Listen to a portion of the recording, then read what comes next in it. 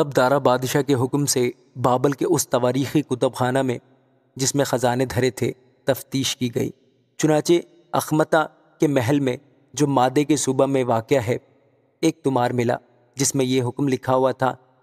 خورس بادشاہ کے پہلے سال خورس بادشاہ نے خدا کے گھر کی بابت جو یروشلم میں ہے حکم کیا کہ وہ گھر یعنی وہ مقام جہاں قربانیاں کرتے ہیں بنایا جائے اور اس کی بنیادیں مضبوطی سے ڈالی جائیں۔ اس کی اونچائی 60 ہاتھ اور چوڑائی 60 ہاتھ ہو، 3 ردے بھاری پتھروں کے اور 1 ردہ نئی لکڑی کا ہو، اور خرچ شاہی محل سے دیا جائے، اور خدا کے گھر کے سونے اور چاندی کے برتن بھی جن کو نبوکدنضر اس ہیکل سے جو یروشلم میں ہے نکال کر بابل کو لایا واپس دیے جائیں،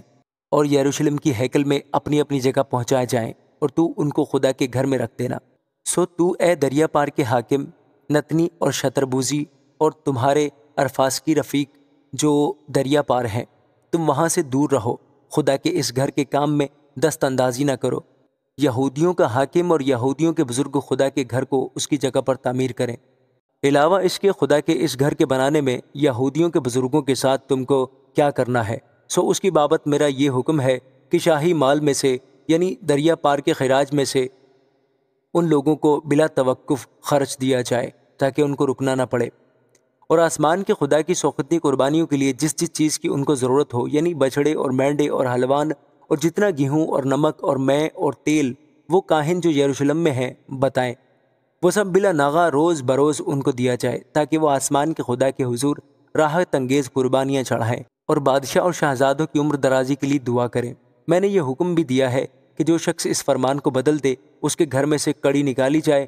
اور اسے اسی پر چڑھا کر سولی دی جائے، اور اس بات کے سبب سے اس کا گھر کوڑا خانہ بنا دیا جائے، اور وہ خدا جس نے اپنا نام وہاں رکھا ہے سب بادشاہوں اور لوگوں کو جو خدا کے اس گھر کو جو یروشلم میں ہے ڈھانے کی غرض سے اس حکم کو بدلنے کے لیے اپنا ہاتھ بڑھائیں غارت کرے۔ مجھ دارا نے حکم دے دیا، اس پر بڑی کوشش سے عمل ہو۔ تب دریا پار کے حاکم نتنی اور شتر بوزنی اور اس کے رفیقوں نے دارا بادشاہ کے فرمان بھیجنے کے سبب سے بلا توقف اس کے مطابق عمل کیا۔ سو یہودیوں کے بزرگ حجی نبی اور زکریا بن ادو کی نبوت کے سبب سے تعمیر کرتے اور کامیاب ہوتے رہے، اور انہوں نے اسرائیل کے خدا کے حکم اور ہورس اور دارا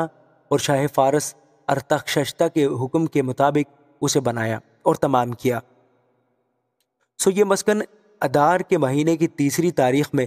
دارا بادشاہ کی سلطنت کے 6 برس تمام ہوا، اور بنی اسرائیل اور کاہنوں اور لاویوں اور اسیری کے باقی لوگوں نے خوشی کے ساتھ خدا کے اس گھر کی تقدیس کی، اور انہوں نے خدا کے اس گھر کی تقدیس کے موقع پر 100 بیل اور 200 مینڈے اور 400 برے اور سارے اسرائیل کی خطا کی قربانی کے لیے اسرائیل کے قبیلوں کے شمار کے مطابق 12 بکرے چڑھائے، اور جیسا موسیٰ کی کتاب میں لکھا ہے انہوں نے کاہنوں کو ان کی تقسیم اور لاویوں کو ان کے فریقوں کے مطابق خدا کی عبادت کے لیے جو یروشلم میں ہوتی ہے مقرر کیا، اور پہلے مہینے کی 14ویں تاریخ کو ان لوگوں نے جو اسیری سے آئے تھے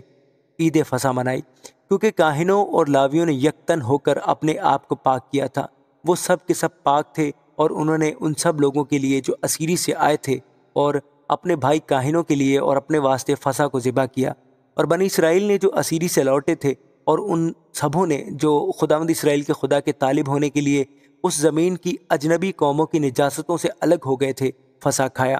اور خوشی کے ساتھ 7 دن تک فطیری روٹی کی عید منائی،